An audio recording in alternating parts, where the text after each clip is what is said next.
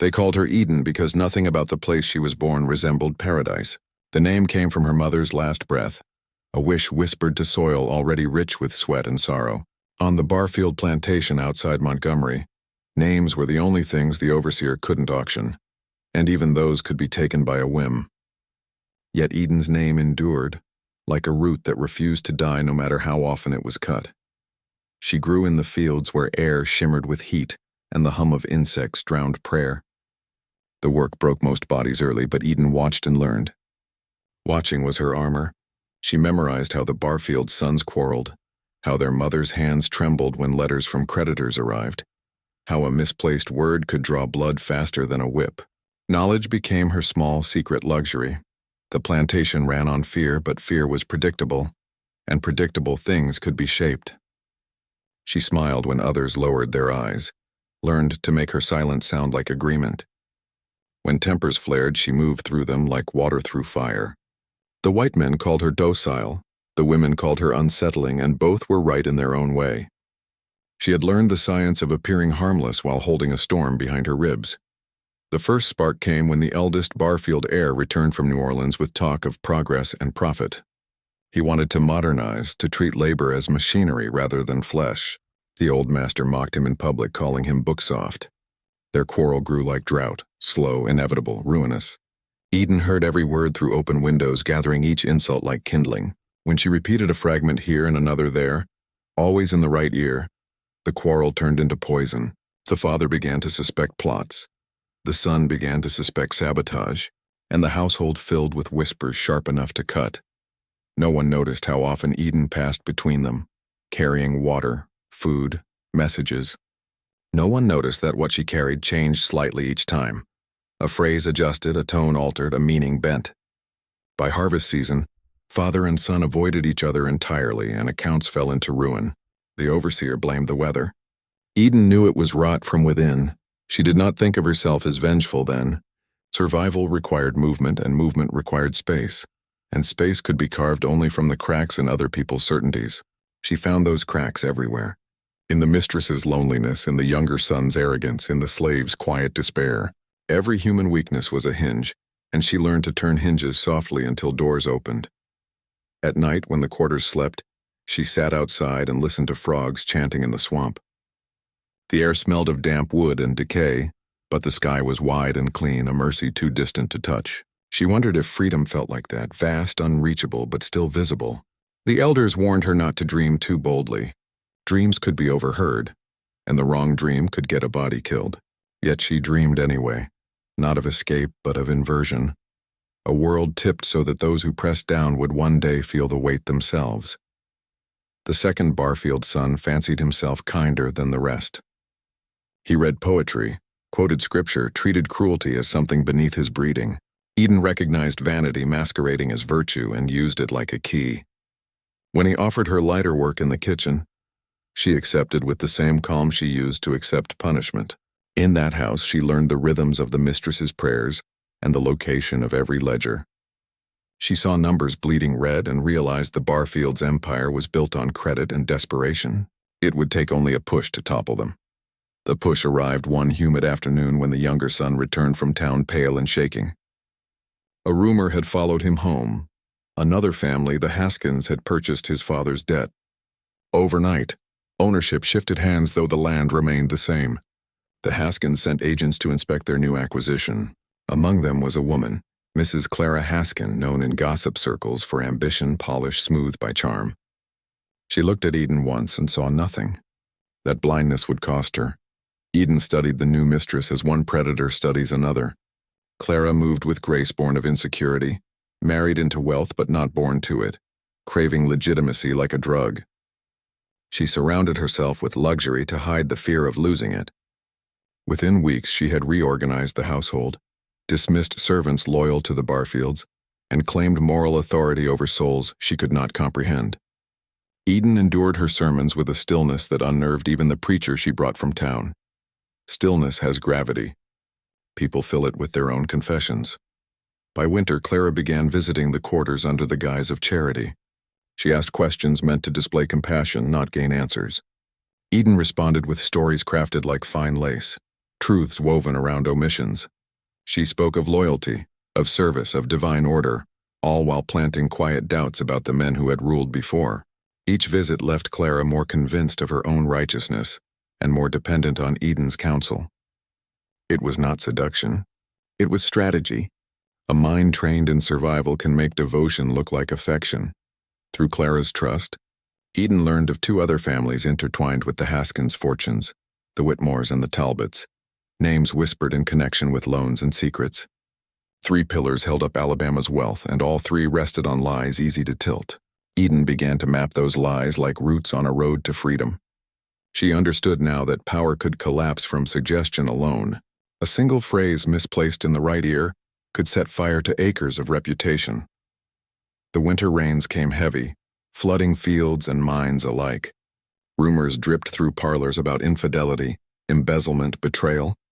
Each rumor had roots traceable to a single seed, though no one saw the hand that planted it. The Haskins blamed the Whitmores accused the Talbots, and the Talbots swore divine punishment was upon them all. In the middle of it stood Eden, carrying trays of tea, her reflection gliding across silverware as polished as deceit.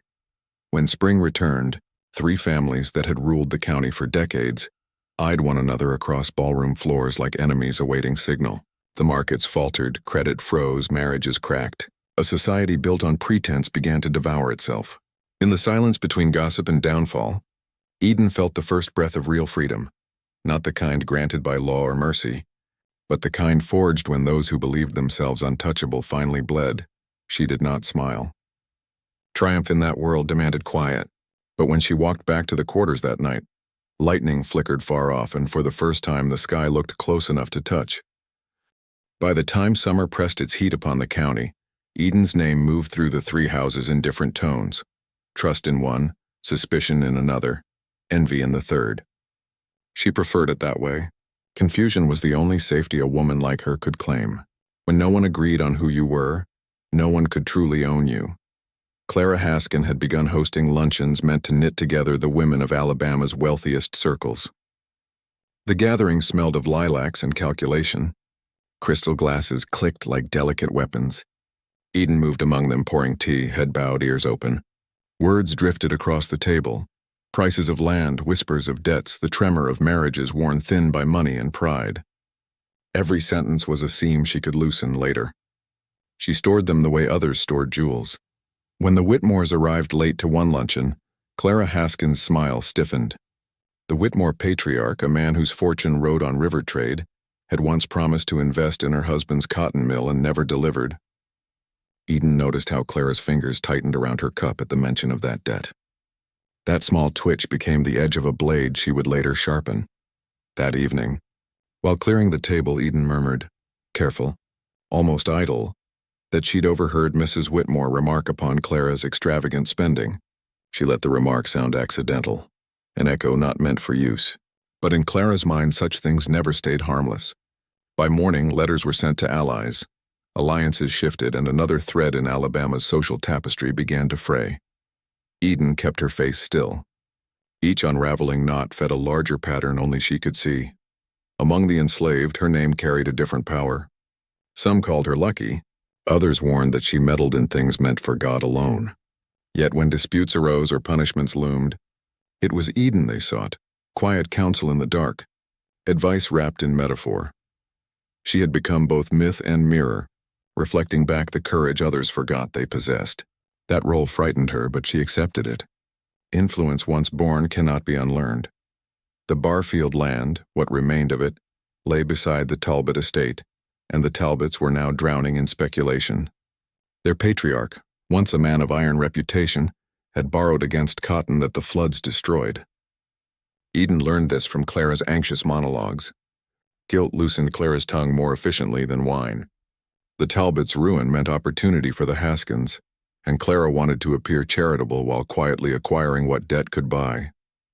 She asked Eden's thoughts on how to approach the widow Talbot, whose pride was as brittle as her fortune. Eden answered with caution disguised as humility, perhaps kindness first, a visit of comfort.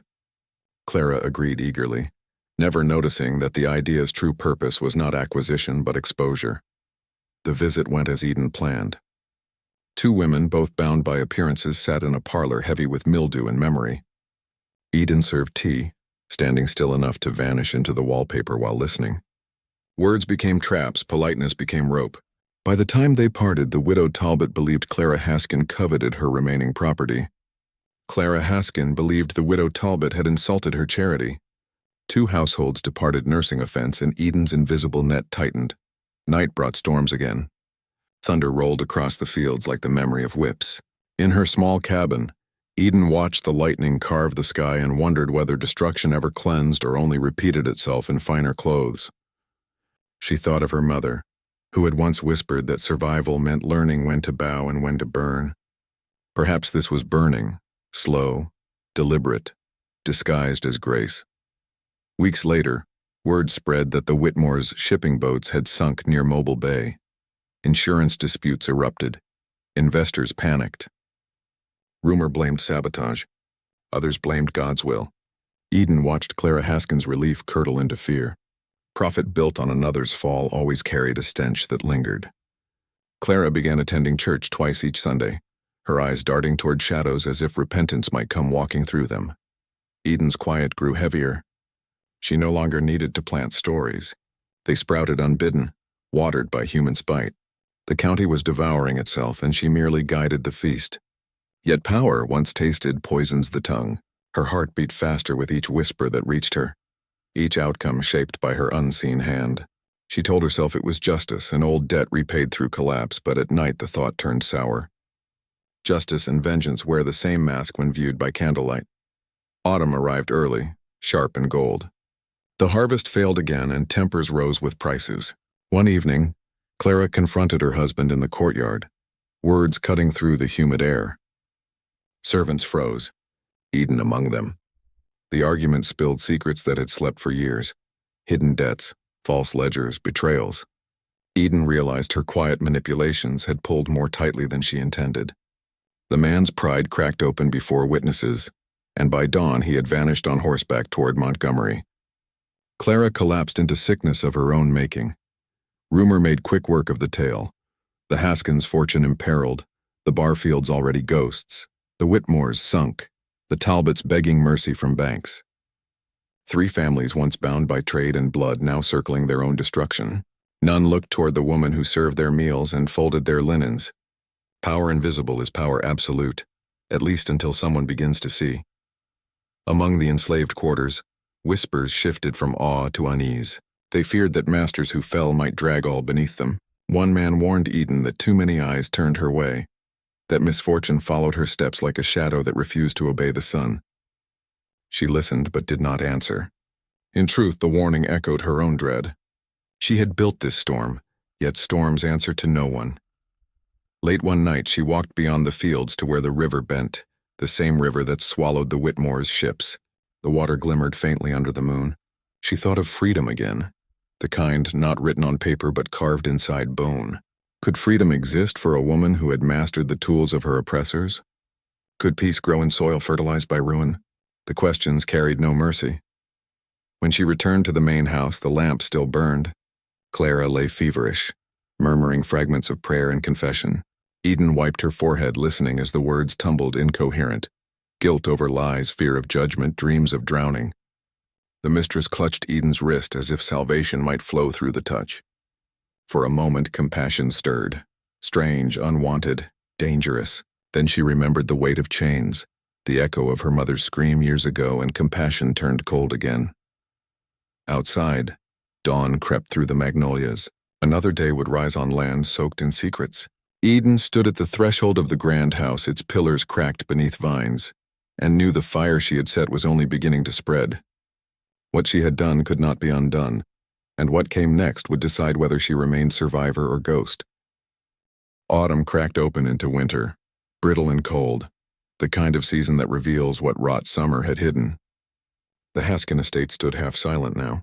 Horses gone, servants dismissed, debts whispered through every hallway. Clara's fever broke but left her hollow. A woman built from ashes wearing pearls that no longer shone. And in that hollowness, Eden saw both danger and opportunity. The county that once bowed to the Haskin name now circled like buzzards. Men came to collect payment. to demand signatures, to measure land that might soon be theirs. Each knock on the door echoed through the house like the toll of a bell. Clara met them dressed in mourning black, the color she'd worn so long it had become her skin. Beside her, Eden stood calm, eyes steady, learning which creditor spoke soft, which shouted, which trembled when offered kindness. Influence needed new roots, and she was already planting them. The servants who remained moved cautiously, half loyal, half terrified. They spoke in riddles when Eden approached, testing whether her power still protected or endangered them. She gave no promises. Promises belonged to masters. She offered instead the small mercy of listening, which was rarer. They told her of patrols tightening near the river, of rumors that the Barfield heir, long thought vanished, had returned to reclaim what debt and pride had lost. The thought of the name alone sent a shiver through her, a ghost she had hoped would never find a path home. Weeks later, the rumor stepped through the front gate in flesh and dust. Samuel Barfield, leaner now, eyes sharpened by exile, arrived claiming friendship with the Haskins, concern for their loss, and a lawyer's portfolio tucked beneath his arm. Clara, desperate for an ally with money, welcomed him. Eden watched from the landing above, unseen as past and present collided beneath her. Recognition was immediate. Though he looked different, the arrogance was unchanged. His return meant danger measured in heartbeats. At supper, conversation turned brittle. Samuel spoke of rebuilding, of uniting families, of restoring the old order that had once ruled Alabama's soil. Clara listened as if salvation came wrapped in polite conversation. Eden poured wine, every movement rehearsed to stillness. Samuel's eyes flicked toward her only once, a glance that lingered half a second too long, and she knew memory had not dulled his suspicion. There were ghosts between them that neither dared name aloud. Night after night he stayed, sorting through papers, advising Clara on sales and titles. The estate revived slightly, though the air grew tense, thick with the scent of old sin resurfacing. Eden avoided him when she could, yet avoidance had its limits. One evening, as she carried linens upstairs, he blocked her path, speaking softly enough that no one else could hear. The words themselves mattered less than the tone, a challenge wrapped in politeness. He remembered the quarrels, the ruin, the whispers that once tore his father's house apart. He wanted truth or revenge or both. Eden felt her pulse hammer against the silence. To survive, she would need to turn suspicion outward before it turned inward. That night she went to Clara's room under pretense of checking the fire. The widow lay awake, mind restless, fearful of losing the last shred of security. Eden spoke of loyalty, of the danger in trusting men who carried ledgers thicker than hearts. She reminded her of how quickly alliances became shackles. Each sentence sowed warning, not outright accusation. Yet by dawn, Clara's faith in her new advisor had curdled. Seeds of doubt again, watered by desperation. Within days, Samuel noticed the chill. His patience shortened, temper showing cracks. Business trips lengthened. Letters went unanswered. Clara, urged by Eden's calm reasoning, began selling off parcels quietly to settle debts he did not control. What remained of his authority slipped away grain by grain, and Eden felt the tension coil tighter. But power is a river.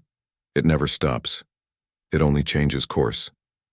As the Barfield name dimmed again, the fields outside burned low with rumor of uprisings spreading from county to county. Talk of escape drifted through the quarters, half dream, half plan. Eden listened without committing, torn between the taste of freedom and the knowledge that everything she'd built might crumble once she stepped beyond the line of fences. Liberation had always looked beautiful from a distance. Up close, it looked like chaos. One cold morning, the overseer discovered a map drawn in charcoal beneath the floorboards of an empty cabin. Panic spread faster than fire. Clara wept, claiming betrayal. Samuel blamed neglect. Soldiers rode in from town to question every face darker than theirs. Eden knew the search would find nothing but fear, yet fear alone killed easily. She needed a distraction powerful enough to redirect their rage before it found her. When the soldiers returned that evening for another round of interrogations, a blaze erupted in the far barn, bright and roaring. Men rushed toward it, shouting orders, leaving the house unguarded. Eden slipped through the chaos, guiding those she could toward the river path while smoke painted the horizon red. The fire consumed the last harvest, the symbol of every chain that had held them. Whether it began by accident or intention, no one could later say. History seldom cares for precision. By dawn, the estate stood blackened. The soldiers blamed the fleeing workers. Samuel blamed fate. Clara collapsed beneath the weight of loss that wealth could no longer soften. Eden hid among the trees until the shouting faded, heart steady, clothes streaked with ash. Behind her, the world she'd manipulated, twisted, and survived was turning to cinders. Ahead lay the uncertain vastness of freedom. She waited until the smoke thinned, then stepped onto the path leading east. Each step felt both heavier and lighter, as though she carried every secret ever spoken in that cursed house and also none at all. The wind shifted, bringing the scent of wet earth and river water, the same river that had swallowed fortunes and names alike. Somewhere beyond it lay another life, one she would have to invent from silence. As dawn broke across the horizon, she looked back only once. The house that had once ruled her stood fractured, its pillars cracked, its legacy reduced to memory. The world called her dangerous, but danger was only another word for survival when survival required becoming more cunning than cruelty itself. She turned away and kept walking, knowing the story others told would never match the one she lived. The river had always been a border, between land and promise, between the known and the imagined. For years, Eden had looked at its dark surface and thought only of distance. Now, standing on its bank with the smoke of the Haskin estate fading behind her, she felt something new, the weight of everything she had done pressing forward instead of back. Every secret, every rumor, every life she'd helped unspool was drifting downstream with her. She followed the water south for 2 days, sleeping in thickets, drinking rain. The land changed from scorched to wild, and the silence changed with it. In the woods, silence meant safety, not punishment. Birds broke it often, and their casual noise felt like permission to breathe. Freedom, she realized, was not a single moment of escape, but a series of breaths no one could take from her. By the 3rd morning, she reached a ferry landing half abandoned since the war talk had begun. The ferryman, an old man with one eye clouded like milk, looked at her without question. People moving alone no longer surprised anyone. He motioned her aboard and they crossed in quiet rhythm, oar dipping into brown water. Halfway across, he asked where she was headed. She said she was following the river until it turned into work. He nodded once as though that answer belonged to him too. On the far side, the ground felt different. Same soil, but lighter underfoot. Small farms dotted the shore, their owners weary men who had seen too many seasons of debt. They barely looked up when she passed. In their eyes, everyone was running from something. She worked where she could, mending clothes, cleaning, trading stories for food. People took her quiet for gentleness, not realizing quiet could be sharper than steel. In a hamlet called Widow's Bend, she found shelter in a church that leaned slightly to the west, its steeple crooked like a raised finger. The preacher was a woman in her 50s, Sister June, who welcomed strays the way some folks collect prayers. One more might be the one that saves them. June never asked Eden's past. Everybody born down here been burned by something, she'd say. I only care if you still got breath to sing. For months, Eden stayed, helping rebuild the church roof, teaching children letters she had once stolen from scraps of newspaper. Her hands learned gentleness again. Nights brought a different kind of silence now, peaceful, not watchful. Yet inside that calm, she felt a hollowness forming. The life she built rested on forgetting, and forgetting was a lie that slept lightly. Rumors of rebellion still echoed through the countryside. Freedmen forming communities upriver, plantations falling, soldiers marching toward distant coasts. Freedom was spreading like wildfire, uneven and unstoppable. Some rejoiced, others plotted to cage it again. Eden watched strangers argue about rights she barely believed in. To her, freedom was not law but breath, and laws changed faster than seasons. One evening, a trader arrived at the church seeking rest. His accent carried the Old South's varnish, smooth and familiar. He spoke of ruined estates, of names dragged through court, of fortunes swallowed whole. Among them, he mentioned the Haskin house, burned to the ground, its mistress vanished, its survivors quarreling over ashes. He spoke, too, of a woman rumored to have orchestrated it all, a servant turned phantom called by some the devil's handmaid. The story had grown monstrous in the telling. Eden listened from the shadows, tasting the bitterness of her own legend. Truth had become myth, and myth had erased her humanity. That night she walked to the river again. Moonlight rippled over the water, soft and silver. She thought of the people she had tried to help in her own crooked way, those she'd frightened, those she'd saved. Survival had demanded cunning, but cunning had left scars deeper than chains. She whispered her mother's name into the current and watched it drift. Some wounds she knew only healed when spoken to water. By spring, Widow's Bend had grown. Freed families built cabins, tilled small plots. The church became their center, a place where hope felt less like wish and more like work. Eden helped organize, plan, barter. People trusted her calm, mistaking it for wisdom. She never corrected them. Perhaps wisdom was just guilt polished smooth. Still, ghosts travel light. One afternoon, a writer brought news. Samuel Barfield had resurfaced in Montgomery, furious, claiming the woman who'd destroyed his family lived still. He'd offered reward for information. The description was vague but close enough. Eden felt the air around her thicken. The past, it seemed, could cross any river. She packed before dawn, leaving a note for Sister June. Keep the garden watered. Tell the children words can build or break. I must keep walking. Then she followed the river again, this time north, where rumor said freedom papers could be secured, where no one cared what name you'd worn before. Every step felt borrowed, every glance behind her heavy. In a small town days later, she traded labor at a print shop. The owner, a quiet man with spectacles always slipping down his nose, taught her to set type. The first sentence she pressed into paper read, "A people once silenced now speak." The words trembled under her fingers.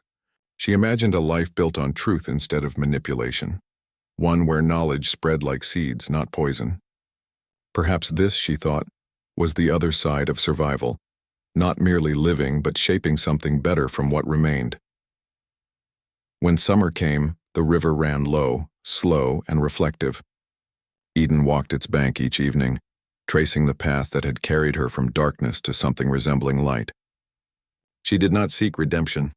She sought understanding. Power had taught her cruelty, but it had also taught her the language of endurance.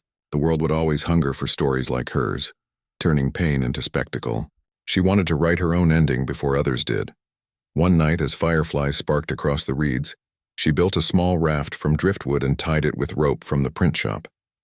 On it, she placed a bundle, a broken comb, a page of type bearing her printed line, and a small scrap of the Haskin estate's burnt fabric she had kept without knowing why. She pushed it into the current and watched it float away until it vanished. Not offering it to memory, not asking forgiveness, only letting the river decide what to keep. When dawn arrived, the sky blushed pale gold, and the water looked clear for the first time. Eden turned back toward town, toward ink and paper, toward the slow, deliberate work of building meaning from ruin. The past still followed, but at last it followed quietly. Years passed like slow water. The war ended. Men in gray and blue rode home or never came back, and the land learned to live with its own scars. Towns grew around railroad spurs, cotton mills, and the fragile promise of a different kind of South. In one of those towns, a woman calling herself Miriam Edie worked in a print shop beside the river. People liked her calm. She moved through the day as if time bent around her rhythm. Children brought her wildflowers. Preachers brought handbills. Farmers brought news they could barely read. She taught anyone who asked how to set a line of type straight and true, how to press words into paper until they stayed. Her hands, once used to carrying trays and secrets, now carried language, and that felt like a kind of absolution. The print shop became a small meeting place for freedmen, teachers and dreamers who wanted to build schools. Miriam Ede listened more than she spoke, yet when she did speak, her words landed with quiet authority. She never mentioned the plantation world she'd come from. She spoke instead of what might be planted now. A story, she told them once, is a seed, planted in truth, and it will outgrow its chains. They thought it a proverb. To her it was confession. Still, ghosts travel with the seasons. Each year the river rose in spring, and each rise carried driftwood from far upstream, sometimes a beam blackened by fire. She would watch it float past the dock until it vanished downstream, a reminder that nothing ever disappears completely. One morning a stranger arrived, an older man, coat frayed, eyes sharp with the look of someone still chasing an old grievance. He wanted pamphlets printed about property disputes near Montgomery. As he gave his name, Barfield, Miriam felt the air tighten around her. He was not Samuel. This one was a cousin, thin with bitterness. He complained of lost estates, of rumors about a servant who'd destroyed 3 families. The story had become legend now, stripped of faces inflated by fear. Miriam set the type while he talked, her heartbeat steady. Legends, she thought, survive only because truth grows tired. When the pamphlets were done, he left without recognition. She watched him go, wondering if ghosts ever truly stopped looking for justice, or if they just changed shape until no one recognized them. That evening, she walked down to the riverbank. Children were catching fireflies in jars, laughter bouncing across the water. The sight tugged something loose inside her, grief mixed with wonder. The world had turned, and somehow she had turned with it. The people she'd once feared now came to her for words. The fear that had ruled her life had thinned to memory, yet memory, like current, never sleeps. A year later, the print shop burned in an accidental blaze that spared the town, but left only ashes where her press had stood. When neighbors came searching, Miriam was gone. Some said she'd gone north to help start a school. Others swore they saw her boarding a riverboat heading south, following the same water that had once carried her away from bondage. No one knew for certain, but a few months afterward, a box arrived at the Widow's Bend Church wrapped in brown paper. Inside lay a single metal type block and a printed page. The page read, "What is destroyed may yet feed what grows." From Ash Seed. From Silence Song. Sister June framed the paper and hung it behind the pulpit. The children asked who wrote it, and she would smile and say, "A woman who learned that freedom isn't where you go, it's what you leave behind." Years rolled onward. The river kept its secrets. Stories of the dangerous woman faded, replaced by tales of a mysterious teacher who'd once taught a town how to read, how to plant, how to begin again. In that telling, she was no longer villain or saint, just a woman who had walked through fire and come out carrying something worth planting. And somewhere, in the soft hum of presses far from Alabama, a pair of hands pressed new words into clean paper, the letters straight and sure. Each page carried a whisper of her old name, though no one could hear it but the river.